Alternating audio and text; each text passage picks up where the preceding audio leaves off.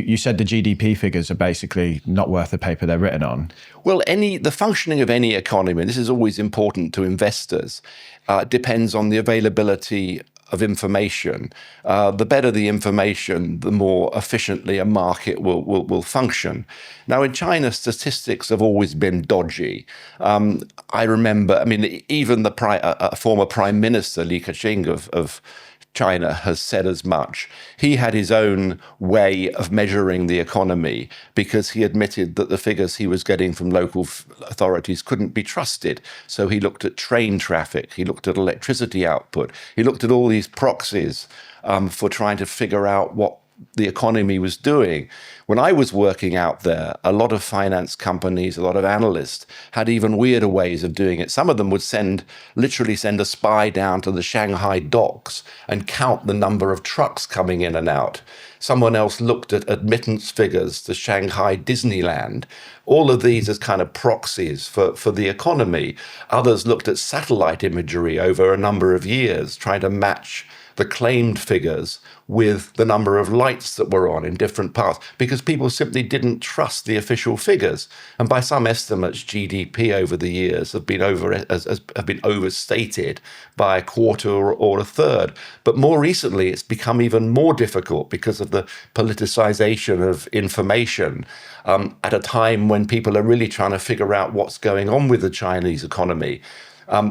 This has been accompanied by a crackdown against what are called due diligence companies in China. These are companies, a lot of them are Western or Western partnered, and these are companies which provide market information, market research. They do due diligence on potential partners or potential employees, because a lot of companies simply can't. There's so much corruption and there's so much disinformation that it's very hard to know what's going on. And recently, these companies have been subject to quite a severe crackdown, with officials being arrested, files being seized, because the Communist Party really wants only itself to be the source of information in China. And this is quite worrying, because it means that in an economy and a society where information was always problematic, where data was always regarded as primarily an issue of national security, it's become very, very difficult to gauge what on earth is going on at a critical moment when we really need to know that. Is it because they're trying to inflate it to make themselves look better so they stay in power, or what's the reason? Essentially, I think they have a 5-year plan, and everything is supposed to stick to the plan. And in this plan, they give a target for GDP growth. And there's a sense of, especially among local authorities, to tell the emperor what he wants to hear, to inflate the figures or to fabricate the figures in order that they appear to be hitting those targets, because local promotions, local rewards are tied to their ability to hit the targets that they've been set.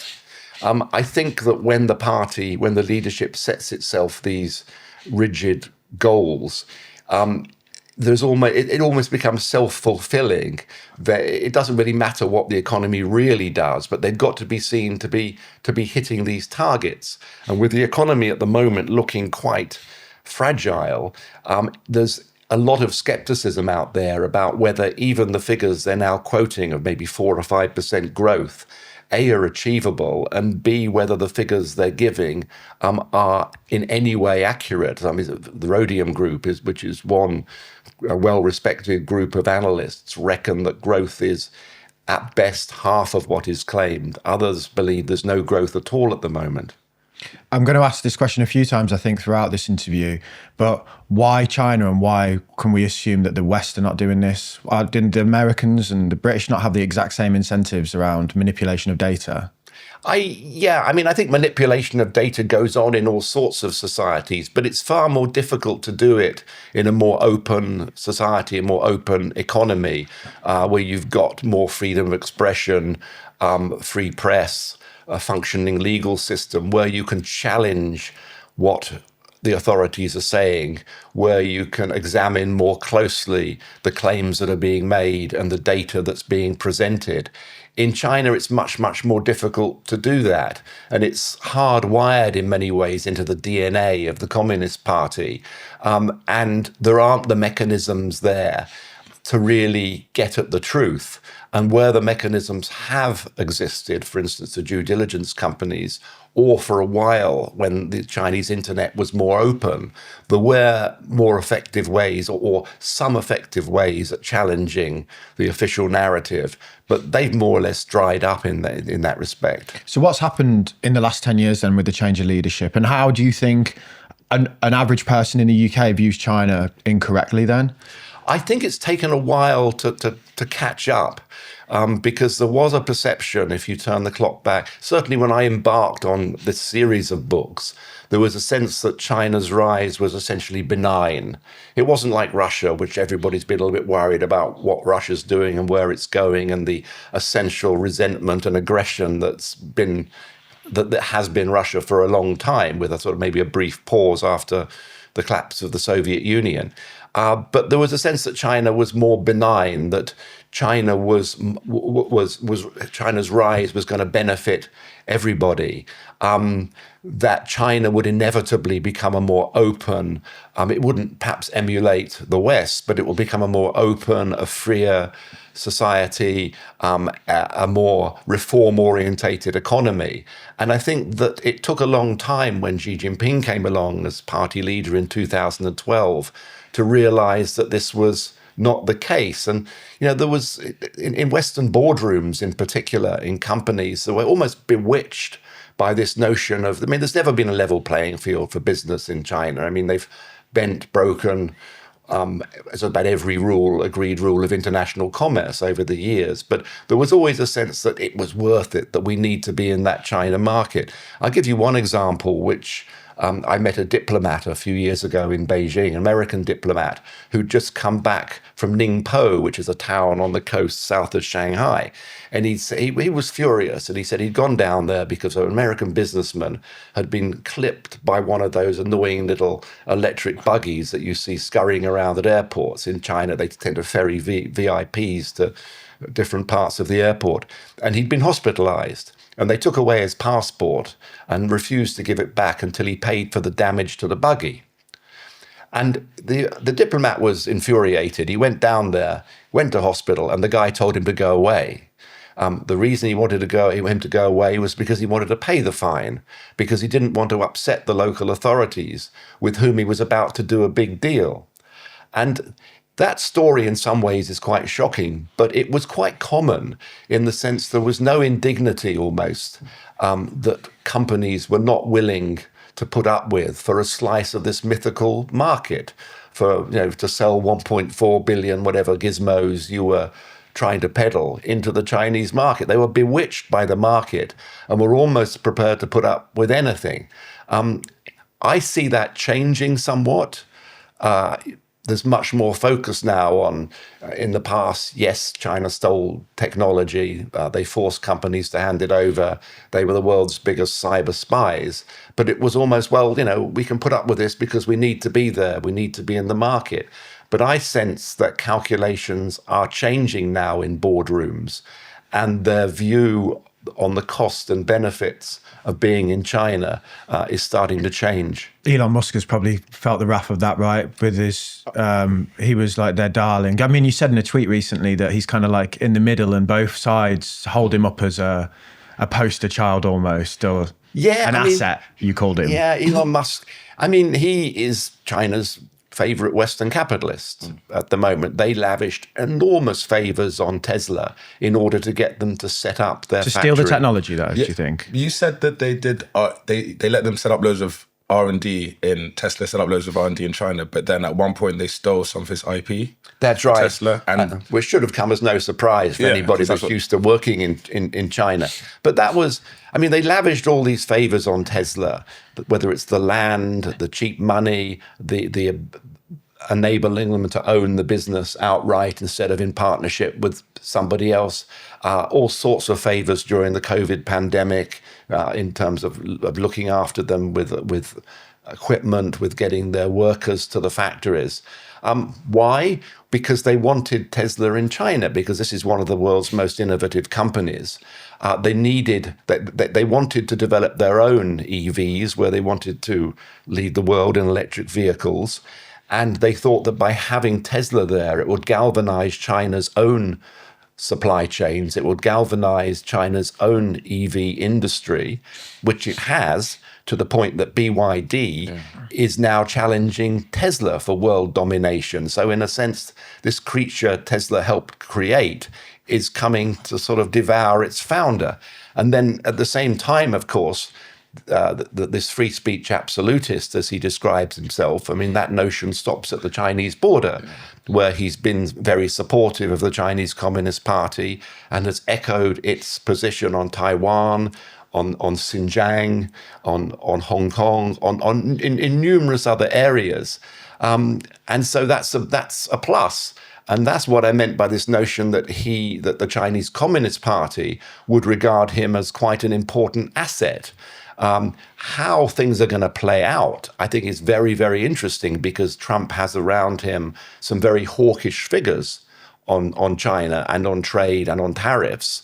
And here's Musk, whose businesses are virtual hostages in China. And if we were to see an intensifying trade war, a lot of the favors that have been given to Musk could easily be withdrawn, and life for him in China could be made a whole lot more difficult. So rarely have we seen somebody at the heart of power in the US so conflicted. And it's going to be interesting to see how that balance of power in Washington plays out, and Musk's role in it. Certainly, I think China will be well pleased that he's there at the table. Some American businesses may also see it as a benefit, because they may see him as a bridge between Washington and Beijing. But it'll certainly be interesting to see how that plays out. Do you think that they intentionally invited him in so that they could steal his IP? I think they invited him in so they could learn from him, and learn from his technology, and learn from the way he did things. Whether it was specifically intended to steal technology, I mean, there's no doubt that one of the fundamental tenets of China's rise has been the acquisition of foreign know-how and technology by every and any available means. And there has been the publicly acknowledged case of IP theft. There have probably been numerous other efforts. I think Tesla's cyber defenses would need to be extraordinarily strong in China. But you also mentioned that in China, they don't let Teslas onto like government buildings and like where there's sensitive information, essentially. But on the other side, we would probably let Teslas drive. Like you said in America, they're better at knowing espionage nowadays, but in the UK, we probably let Teslas go everywhere, or let the EVs go everywhere. So do you think that could be a risk we've got to worry about, electric vehicles kind of monitoring and bugging things? I think it's a huge risk. And it's one that we haven't even begun really to evaluate. The debate about EVs coming to the West has been more couched in terms of subsidies and economics and the threat to Western industries. But you're right. The remarkable thing is China recognized the threat or potential of EVs for espionage and sabotage much earlier than we have. They barred Teslas from going into military or other public facilities because they recognized they were brimming with cameras and sensors, and they were worried about the safety of that data. Now, most cars are like computers on wheels, but EVs are even more so. They're fully connected. They're transmitting. We get worried about a cell phone that might contain a bit of spyware. Well, EVs are one giant piece of spyware. The potential for surveillance, sabotage is just enormous. And I don't think we've even started to consider what that means and how that can be mitigated, because we've got to balance that against, what's the quickest way to zero carbon, to decarbonize the economy, is to embrace EVs as quickly as possible. And what's the quickest way of doing that is to allow a flood of Chinese EVs in. But, if we're talking about energy, Ukraine, Russia showed us the danger of the dependency on cheap Russian gas.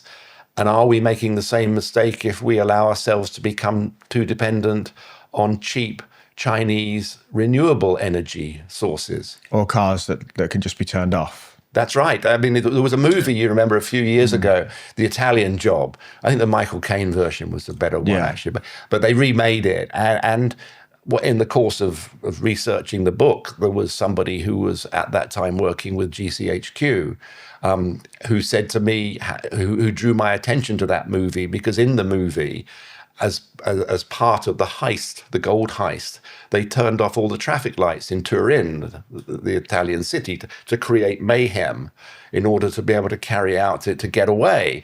And what he was pointing out was, what would happen if they simply turned off all the cars. Wouldn't even need to be all of them. 10% of cars on the road, if they're Chinese EVs and you turn them off in one, there's gridlock everywhere. Exactly. Yeah. And of course, the argument against that, which they make, is, they'd never do that because it would destroy their credibility and they'd never sell another car. But you're not talking about today, because the gas only became a weapon to Russia once they were in a hot conflict. And you have to then, it's all tied up with your evaluation of what China is going to become, where it's going to go, and the threat it's going to pose, whether that's on its own or together with Russia. And if you take a gloomier view of that, then the uncontrolled embrace of Chinese EVs would seem to be foolhardy. And even if you are relatively optimistic, I think you still have to be cautious about dependencies. But sometimes I think that's a debate which really has hardly started, especially with regards to EVs. One of the worst things that I see in my world is scammers who pretend to be me or the podcast and then try and get money out of people who follow us. And sadly, these scammers are getting better and better by the day, which is one of the reasons that we're really happy that we're partnering up with Vanta, who help businesses be secure and then prove that they're secure. Vanta automates compliance for stuff like GDPR, ISO 27001, SOC 2 and more, helping businesses build customer trust. The beauty of Vanta is they save companies a lot of time and money, because proving you're secure without them really is an enormous faff. It can take months of work and form filling. Over 9,000 companies like Atlassian, Flow Health and Cora use Vanta to manage their risk and prove their security in real time. If you need to prove that your business is secure and compliant, you can get $1,000 off by going to vanta.com/makingmoney. I've left a link in the description for you. How widespread is the bugging and surveillance? I remember, I don't know if it's true, you probably tell me better, but I've consumed content that said that they built a lot of infrastructure in Africa and they found that a lot of that was bugged. So they built buildings and, data centers, and then they were downloading all of the information. That's right. This was a gift to the African people. The African Union headquarters in Addis Ababa was built and discovered to be riddled with listening devices. I mean, they were systematic. It was just relaying all the data back to Shanghai every night between certain hours.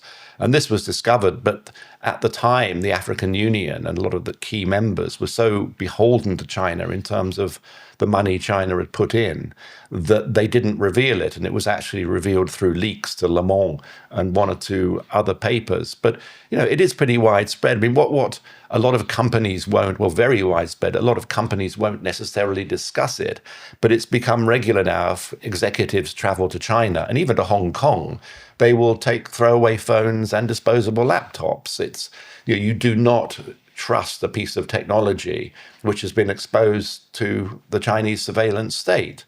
And that surveillance state has expanded and become all-encompassing under Xi Jinping. We're not just talking about surveillance cameras that can recognize emotions or faces or gait, the way people walk. We're not just talking about the way people's activities are monitored online, their locations are monitored, their interactions on social media. We're not just talking about the collection of massive amounts of DNA routinely on individuals. We're talking about the development of artificial intelligence, machine learning, which increasingly gives China the ability to cross-reference all these different data points and all these different sources of surveillance. In this respect, Xinjiang, the Uyghur people, has been a laboratory almost for it, but it's becoming commonplace now across China. And it is scary, the degree and the extent of surveillance. And this surveillance state, this apparatus, is increasingly being exported internationally. Chinese companies, telecoms companies are wiring Africa, are selling other elements of this digital infrastructure. But you don't just buy the wires. You're selling, you're importing control over your data, and a certain notion of surveillance, which is incorporated in that technology. But Snowden blew the lid off the fact that the Americans were doing the exact same thing, right? They were tracking every conversation on every phone in the whole of the country. So I think, again, is this a superpower problem or is this a China problem? Snowden's revelations certainly emboldened Russia and China in terms of their own policies to try and control the flow of information and to extend their own surveillance. I think you'll find if you go to China or you go to Russia, you won't find a dissident in either who is particularly fond of Edward Snowden, because they think he handed their governments a pretext to become to crack down far more heavily on expression, information, and to surveil in the name of protecting their societies against American intrusion. But the Americans were doing it, or the Americans had the power to do it. And I think it's like, it's made the Chinese and the Russians worse, but they started that in a way, the Americans. I think they had the ability to do it. And I think it was... Do you not think they're using that ability? I think they are, but I think there is more oversight of it than, for instance, exists in a society like China or Russia. I think there should be more oversight. There should be more regulation. There should be more caution about the use of this. But I think there was a lot of pushback after the Snowden revelations because the US agencies were pushing the limits of what was technically legal at the time. Okay, so I think we could talk about the security side of things all day, but we want to focus on the economy because, this is almost an economics book, isn't it, I would say? And it's this question of if China falls, what does that do to the rest of the world? Or if it stumbles?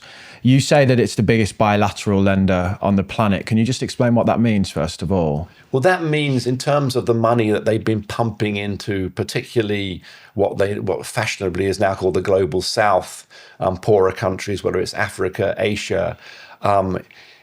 There's a program China has called the Belt and Road Initiative, which is terribly clunky. It sounds clunky and it is clunky. And this started out as a system whereby they were going to finance, China was going to build roads and bridges and ports and other power stations and other infrastructure throughout the world. This has morphed into an umbrella, really, for just about everything China does internationally. And it's got a digital arm now, which is being more emphasized by some calculations. About $1 trillion has been spent. But I think that it's slowed down quite markedly recently because there have been big issues of unsustainable debts run up by countries, particularly in Africa, in Asia.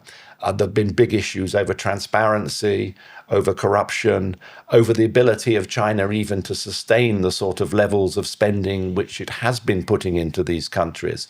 And also in a lot of these areas, there's been a growing skepticism and wariness about China for several reasons, because the money, which apparently was going to come without strings, inevitably has strings, which usually involve supporting China's position at the UN or elsewhere on whether it's on Hong Kong or Taiwan. So that's why they would do it. I was going to ask, why would they build bridges in Africa? But it's to extend their influence. I think effectively the BRA, this program, is a means through which China extends its influence internationally. It's economic influence, but as a result of the economic influence, it's political clout. I think they're running into more issues because the Chinese economy can't sustain that level of spending because of the indebtedness that it's created, the wariness in those countries. And I sometimes use the analogy that when the Chinese economy was like an express train, everybody wanted a part of it, everybody wanted to jump on board it. But now that it's slowing, may even go into the sidings, may even hit the buffers. I mean, its ability to seduce is quite severely restricted when it starts to have those problems. So I think the BRI is in trouble. They're trying to reinvent it as a more digital Silk Road, as they call it, as a way of exporting the Chinese-made technological ecosystem, which then has all sorts of, we could go back to what you were talking about with Snowden. If you control the pipes, it gives you a lot of power. And China is trying to put the pipes into many parts of the world. The developing world as well. The places have got rapid population growth and lots of resources. Africa, if you can control Africa, you've got a good place. It's cheap labor. It's all the things that China maybe, if they grow a growing middle class, means China loses its key asset, which is cheap labor, right? Well, it's also classic colonialism. Yeah, it's like the British playbook. It is. I mean, if we want to use historic analogy, because you're there and you're exporting your stuff, your surplus, whether it was steel before, whether it's now the glut of renewable technology. So you're exporting your stuff and you're lending them money a load of debt on them to buy your stuff. But does that mean we should also be worried if God forbid, there is a war or like there's conflict? They have a lot of allies, like they've got Russia, Africa. Like, do you think they're using it as like financial means, but also political reasons? So they have allies. Yeah, I mean, it's interesting when you look at allies, because China historically has never really had any allies. Yeah. And one of the reasons for that is because they've always regarded themselves as the center of the world, the Middle Kingdom. And the notion of an alliance implies a certain equity, a certain responsibility. And And it implies people are on your level. Yeah, and China's always regarded itself as the first amongst equals. I mean, they're the Middle Kingdom. And I'm even skeptical to some extent about the Russian partnership or friendship, however they describe it, because I think it's driven by a shared animosity towards the West and towards the current international system. But how deep is that friendship? I mean, one of the interesting things that was pointed out to me is, yes, you've got Xi Jinping and Vladimir Putin who have similar worldviews. Putin's got his notion of the Ruski Mir, recreating the Russian-speaking world, very imperialist notion. I'm not learning Russian, that's too hard. Then you've tried Chinese, mate, like Mandarin. Tries learning some Mandarin. Yeah, I mean, that's a tough one. Yeah. Then you've got Xi Jinping and his Chinese dream, which is similar lines, really. It's restoring national greatness, beginning with grabbing Taiwan. But a lot of those around him would regard the rightful borders of China as being the old Qing dynasty borders. I mean, the problem is that those Qing dynasty borders include a huge chunk of what is now modern Russia. So, how's that going to play out? A lot of the area north of the Amur River, the Russian Far East, including Vladivostok, these were parts of Qing dynasty China, and China bangs on about 100 years of humiliation, unequal treaties. But Russia was perhaps the country that imposed more unequal treaties and more humiliation on the Qing Empire than anybody else, grabbing huge swathes of lands. And a lot of Chinese nationalists haven't forgotten that. Do you think the war in Ukraine, I mean, you say that they've learned from it in the sense of they've seen maybe how war is fought in the modern world, how they might need to react and stuff. And they've also probably learned that Russia are not as strong a military force as the world expected, so might not be as big an ally. Do you think it's emboldened them, or do you think it's made them more cautious about seizing Taiwan and what that would bring with it? I think initially more cautious. I was in Taiwan not long after the Russian invasion of Ukraine, and that was the question everybody was asking themselves. What does this mean for us? Because clearly the PLA is this is Chinese, can you say for the audience? The Chinese, they're the People's Liberation Army. Yeah. And the war fighting principles, the way they're organized, there's quite a lot of similarity between the PLA and the Russian army. And they will have looked at the bungled early days of the invasion and seen, and perhaps had second thoughts about planning for an invasion of Taiwan. And people in Taiwan at that time were saying to me, well, the highway down from Belarus to Kiev, along which Russia suffered some quite severe defeats, that's like the Taiwan Straits for us. And an invasion would take a lot of manpower, a lot of resources, would be very complicated. Taiwan has a number of things going for it, from the geography to you got to get the across climate. the water. And they've got that porcupine defense strategy where they've switched from big arms to just like the Ukrainians, little drones. These things can be cheap, printed, and you can cause a lot of havoc to very expensive equipment, can't you? That's been one of the biggest changes in Taiwan, this discussion of asymmetric warfare. Be a porcupine, lots of spikes. Yeah, so you can't be swallowed. Yeah. But China's also changed its strategy more and is emphasizing to keep the animals go, the anaconda strategy, the idea that you squeeze Taiwan into submission instead of necessarily invading. It's like siege warfare of old. You just wrap yourself around the castle and starve them out, basically. Yeah, and a lot of the military exercises we've been seeing around Taiwan have been rehearsing for an embargo, to stop stuff getting in and out of the island. You combine that with cyber attacks, with misinformation. At the moment, there's a lot of discussion about communication cables that have been cut in the Baltic Sea. Well, Matsu Island, which is close to it's a Taiwanese-controlled island, which is close to the Chinese mainland, has had its communications cables cut 17 times. By accident, quote unquote. Oops. Not again. Chinese ships accidentally dragging their big pair of scissors. Yeah. And it's dubbed a sort of grey means of warfare. And I think that, Taiwan has learned from the Ukraine war, but so's China. And they've looked at how can they make their economy a bit more resistant to sanctions? How can they change their approach to Taiwan? And I don't think China wants to necessarily invade Taiwan if it can manage to squeeze it into submission. We all saw the economic impact of the Russian invasion on Ukraine. We lived with that, and we continue to live with the effects. Inflation being one. You say that you think the war there would be much bigger in terms of economic impact, over $1 trillion, I think you said, in terms of like a global impact. How credible is it that might happen, and how does the West or us prepare for that sort of thing? Do we prepare for war? Do we prepare to fight, or do we, I think the important thing is, I'm reasonably optimistic in the sense that I think there are lots of different ways that you can sort of counter Chinese influence without it coming to a hot conflict. But I think one of the ways, the most sensible ways, is to recognize that dependencies on a tyrant, whether that person is sitting in Moscow or Beijing, is not a good idea, especially when it comes to sort of things that are critical to your economy.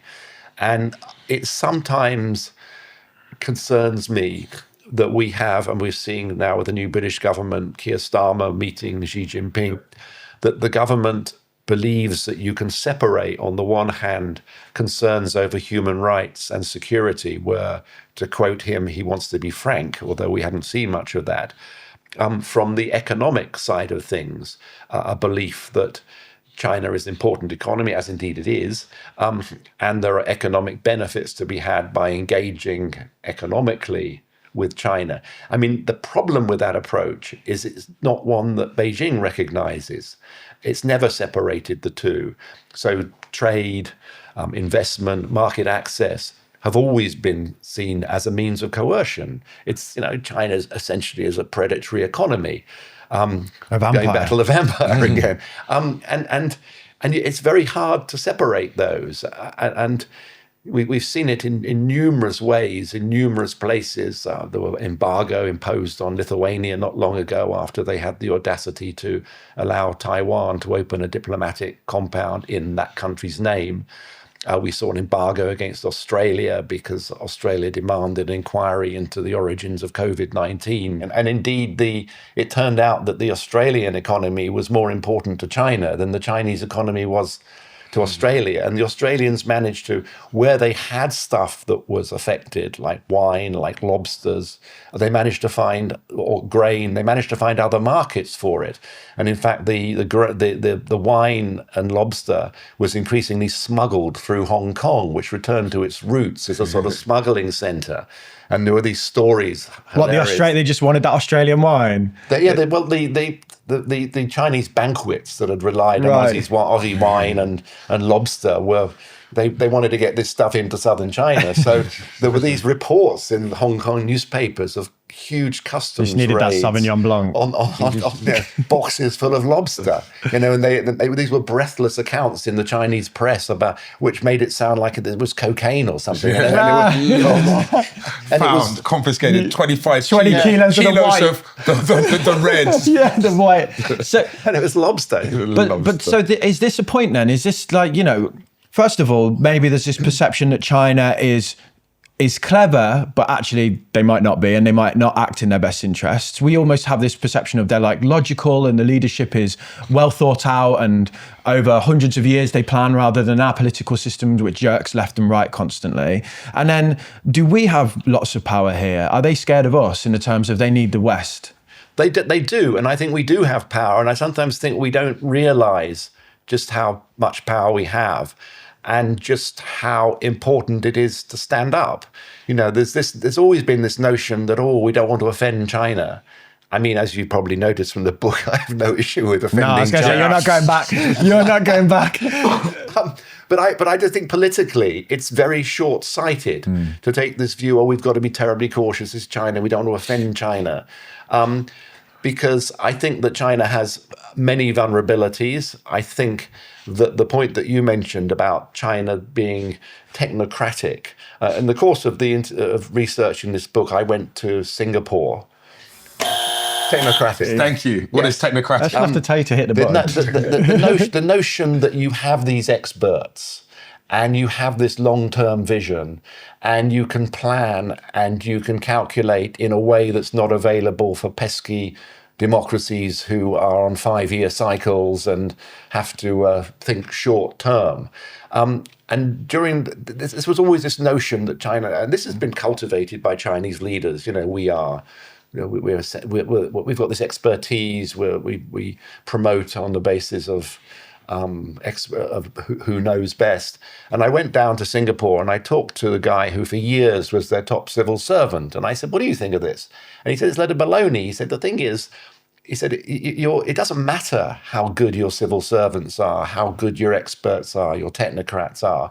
If you've got someone up the top that's not listening or thinks that his or her views are the only views that matter, then there's a sense that people will then be afraid of telling them something which goes against their views. And you literally tell the emperor what they want to hear. And in fact, this notion, and we're seeing it more recently with Xi Jinping's move more towards control, towards security, even at the expense of the economy, and the sense that there are a lot of experts, a lot of very good economists in China who believe they know how the economy needs to be changed, how the focus needs to be moved. But that's not happening because it would challenge Xi Jinping's notion of control and security. And that's how he's maybe similar to Putin in the sense of the most important thing is the power, maintaining a small circle. Like he wants to control everything rather than what's best for the country. It's what's best for the CCP. I think that's what's driven so-called reform and opening from the beginning when it was kicked off by Deng Xiaoping, the principal leader from 1978. I think it's always been about the survival of the party.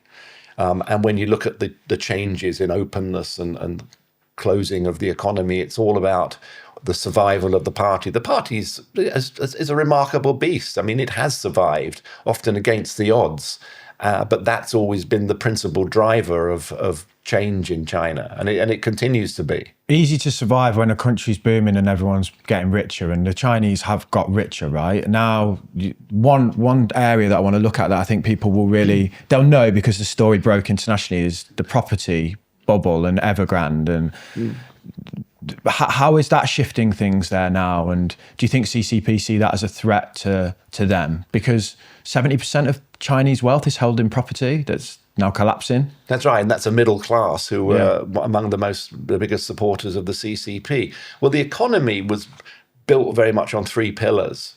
One was property, which by some estimates was a quarter or a third of the economy. And a huge property bubble took shape, which not only involved speculation in property, which was tied to ever rising prices, but massive debts among local governments. No one knows how much because a lot of it's hidden. Because they relied upon selling land to the developers. They obtained the land by stealing it from the farmers. It was sort of a vicious and surreal circle of debt. But you had the property crisis and the bubble bursting in the last 2 or 3 years, which have seen sales and prices fall quite sharply. Then you have the second pillar, which was this massive investment in infrastructure in China, from airports to roads to trains, and there's diminishing returns in that because there's only so much money you can throw at that. Then there's the cheap exports, which flooded out of China, Made in China. Yeah, and that I think even Chinese economists regard that as unsustainable, and they want to shift to what they call a more innovation-driven economy, an economy which depends more on higher quality growth, as they put it. They want to have more consumption in the economy because Chinese consumers, compared with America or here, is a small proportion of the economy. But the problem with all that is it implies that you give more power to the market, to your and they are successful Chinese technological companies, but these are companies that have been targeted. Entrepreneurs have simply disappeared or been removed. And the party, or Xi Jinping's obsession with control, runs completely contrary to what most economists regard to be the necessary moves to get the economy moving and to change the dynamic of the economy.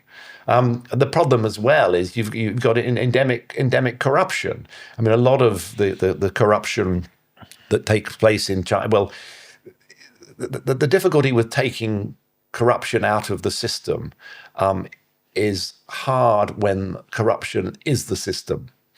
And when corruption campaigns have become thinly disguised purges against political opponents. And this is a very difficult atmosphere to make that kind of transformation, to change the way the economy operates.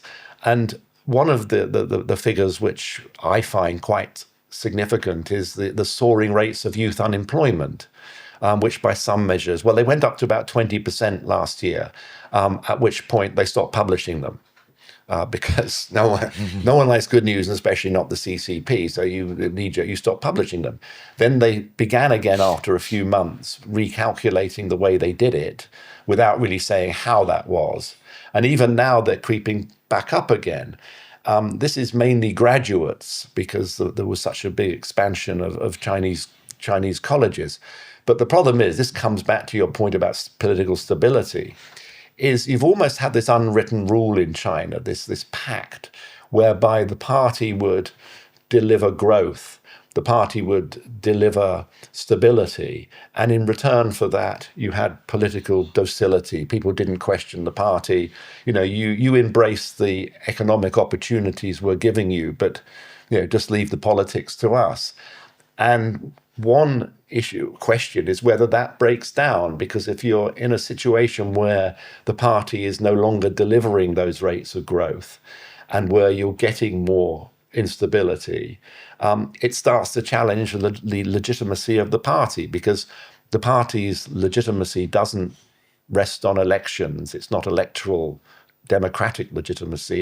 It's what's been dubbed performance legitimacy. So you judge us on what we deliver, and if you're not delivering anymore, then that brings into doubt, or potentially brings into doubt, the legitimacy of the party. There's a lot of people that bought homes that have never been built, right? And the money's gone and stuff. It's not just, oh, my house has lost 10% on paper. It's people have... Yeah, I mean, it's surreal. You have these huge conurbations of ghost cities across China, which are places which have been built entirely on speculation, a lot of them of which have been bought, but no one lives in them. Then on top of that, you've got people estimated 30 million. The empty homes is maybe 50, 60 million. So you're getting on towards 100 million homes. So that's almost one for everybody in the UK, or more than one for everyone in the UK. But you have a situation where people now have put down deposits because they tend to buy off plan.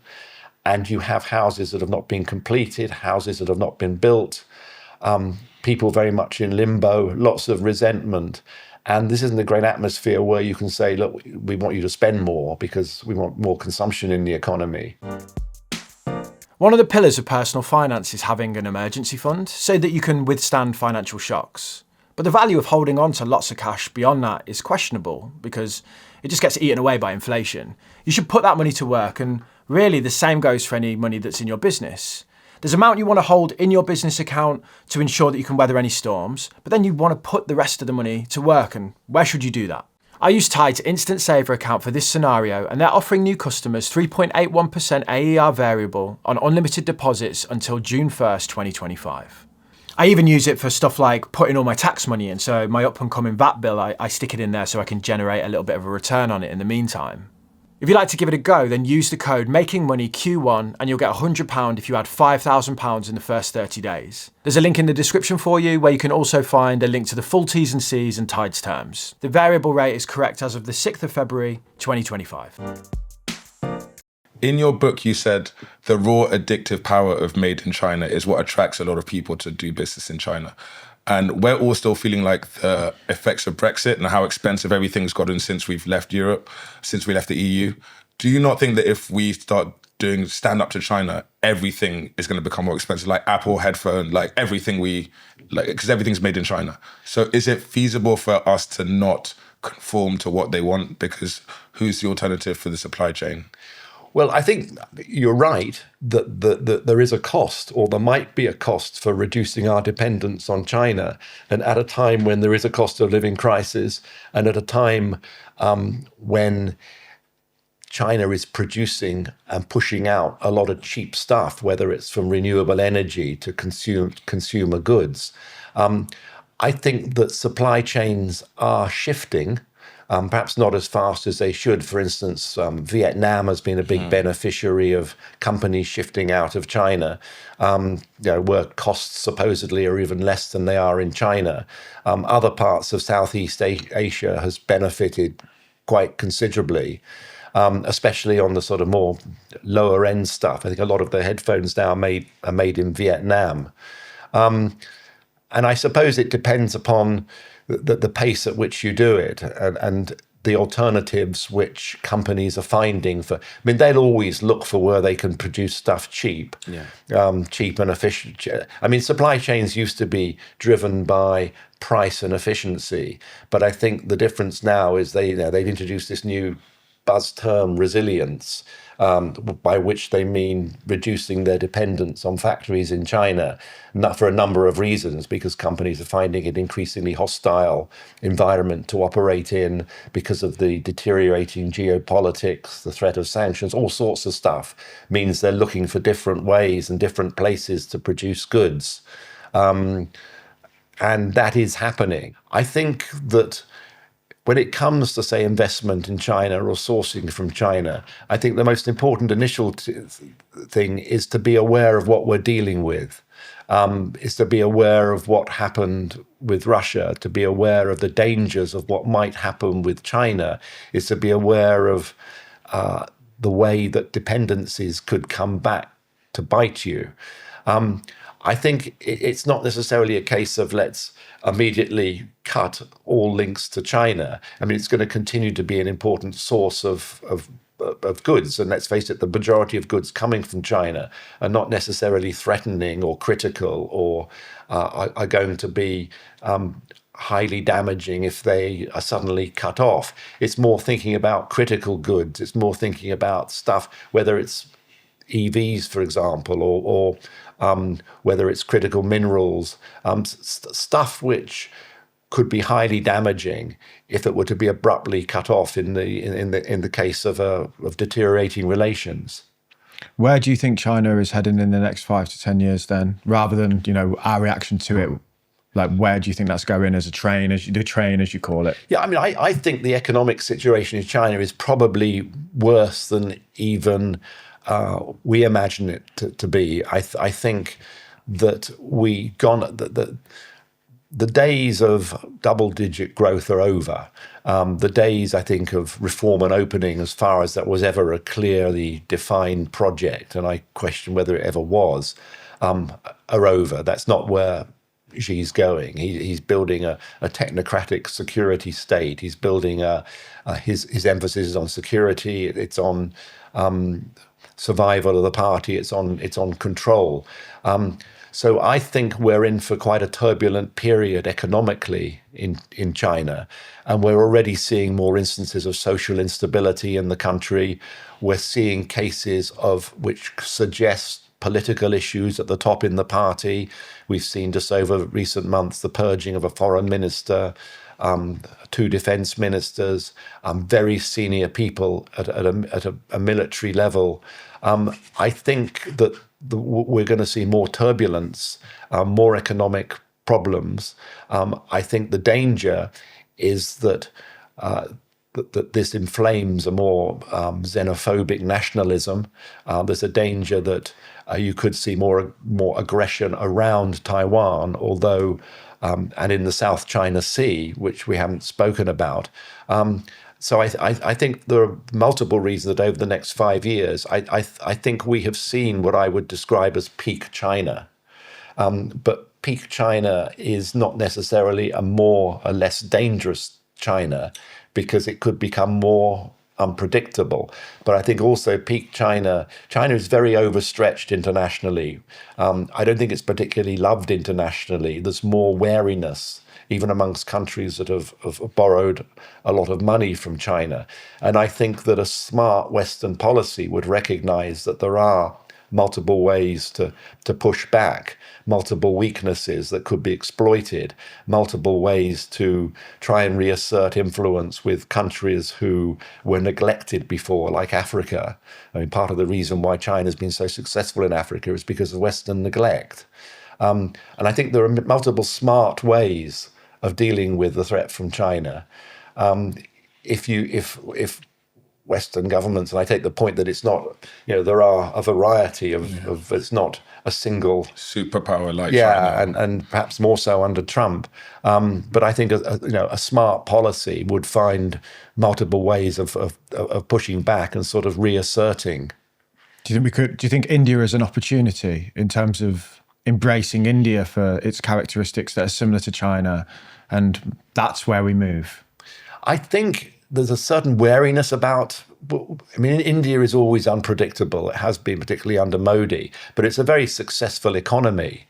And clearly, American leaders, European leaders see embracing India as an important counterweight to China. And in fact, the Indian economy is growing at a faster rate than China. Lots of issues there, though, as well, with youth unemployment and things like that as well, isn't there? Yeah, you talk to people who have looked at shifting production, shifting their attention away from China to India, and they will tell you that India can still be a nightmare to do business. Your book concludes that Xi is the issue, like he's the guy that's in the way of China changing, and your interviews alluded to that as well, in terms of, he cares more about power and the party. He's 71, is he? 71, 72, is it? Yeah, I mean, Wikipedia had him at 71, so he might be 72. The man might not be around for too much longer, right? So what happens then? Well, he's now made himself leader for life, effectively, because he abolished time limits. So one question is, how do you get rid of him? Yes, time. Certainly. Because there's no mechanism. I mean, the mechanism was always a fairly clunky one before. And it's the problem with somebody who, like Putin, in fact, who decide that they have jobs for life. And the cultivation of any possible successor is seen as a threat. And therefore you have you pose the question, well, how do you replace them? And what is the mechanism? And can you do it in a way that isn't turbulent or possibly even violent? And I think that there are those in China that recognize that he's an obstacle to reform, that the things that need to be done to affect a change in the economy in China can't be done as long as he is in charge. How long has he got? Will he be pushed aside? There's certainly opposition there. There's certainly been progressive purges. But I remember one of the things that struck me most in the early days of when I started covering China. I remember going to Beijing and having a discussion with a French diplomat. It was, I think, 1995, or maybe my first visit up there. And I was told he was pretty well connected and he knew how things operated. He was a veteran in Beijing. And I said, what do you think? What's gonna happen? What goes next? And he looked at me and he said, I think that anybody who claims to understand the Chinese Communist Party is misinformed. Which to me that made me more determined to try and understand the party, but it also brought home to me just how, even for people who have spent a lifetime trying to figure out what goes on behind closed doors at Zhongnan High, which is their leadership compound, just how difficult that can be. But I think I would certainly say that we're probably in for a few turbulent years, not just on geopolitics, but within China itself, as it tries to grapple with what are really significant economic problems. What do you think about the Chinese stock market and how the West interacts with it then? Because late great Charlie Munger, he got burnt pretty bad with Alibaba, said that was one of his bigger mistakes. And then Ray Dalio, who was probably the world's biggest China bull, has now admitted or has said that he still thinks there's loads of potential, but we're getting out. Was what I read last night anyway. Well, I think there's this feeling that it's become uninvestable. Yeah. I mean, to call the Chinese stock market a casino is probably a disservice to casinos. There's I think I read in the Financial Times not long ago when it was talking about the looking for the sort of corporate governance and fundamentals of Chinese companies. They said it's still somewhere back in the Qing dynasty. I mean, there is no disclosure.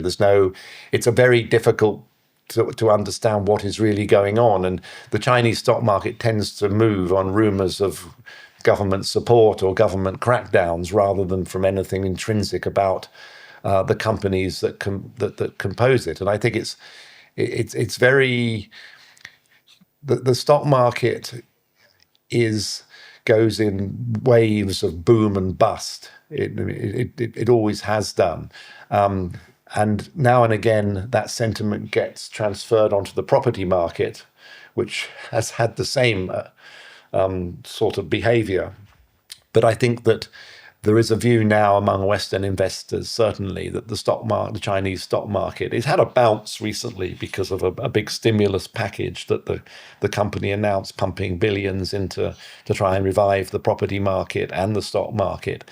And that gave it a bit of a bounce in the short term. But I think that most seasoned investors, there are a few gamblers out there who won't be able to resist a punt, but most seasoned investors, I think, are giving the Chinese market quite a wide berth. So the ownership of Chinese companies is quite obtuse. You normally do it through ADRs, is it? American Depository Receipts, which are kind of like, Yeah. So they're like buying another. It's like a derivative, right? So you can't buy direct into the company. So they either have to list on markets like the American market, or you buy these ADRs, which are kind of recognized, kind of not. Yeah, it's not like an IOU, really. I mean, what the classic model, which is used quite by a lot of Chinese companies, is you're actually not buying a share in the company. You're buying a promise to give you various dividends, and this is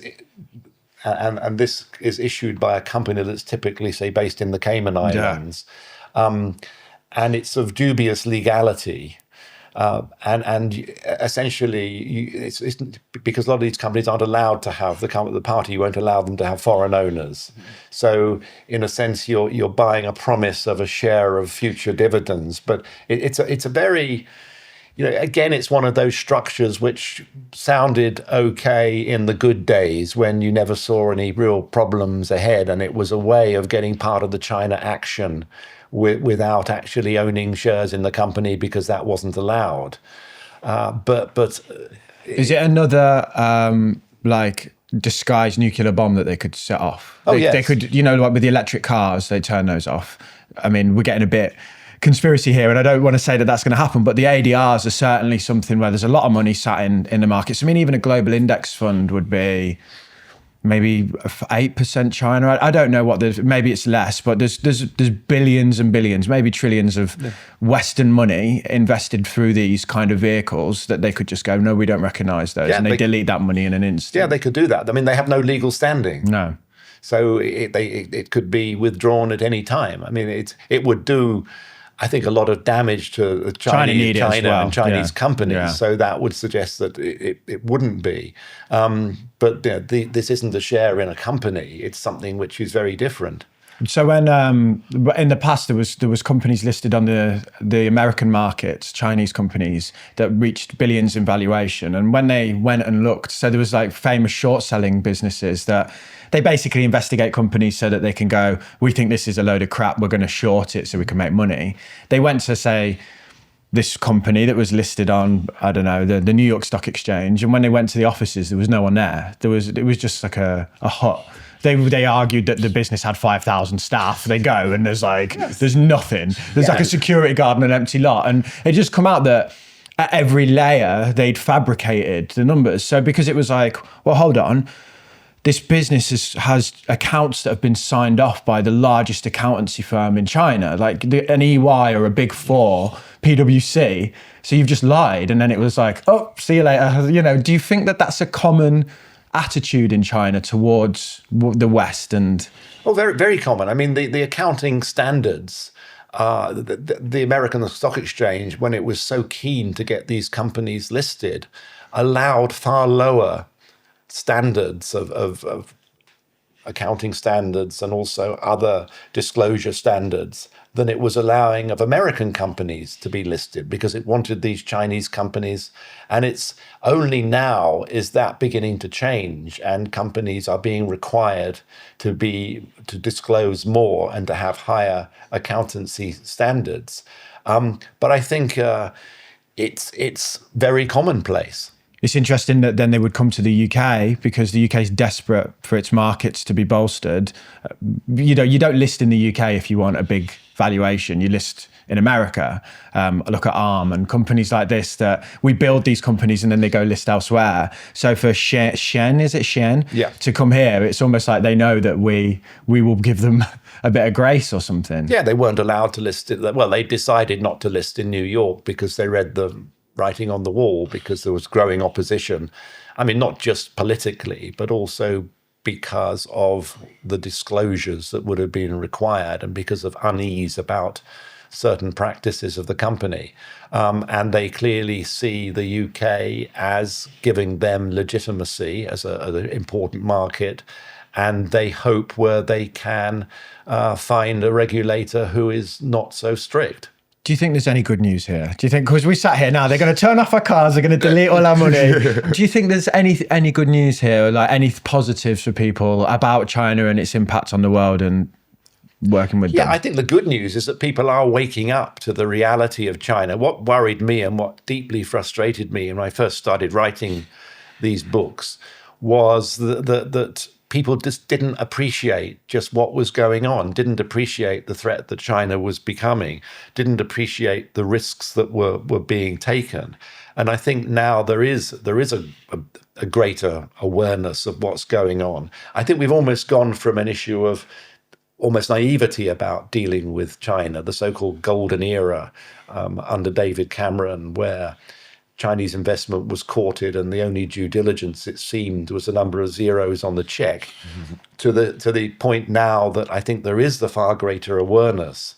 But, you know, every day we sort of discover a new dependency, and there's, the other day I was reading about cellular modules, which China has a virtual monopoly on. Cellular modules. Cellular modules.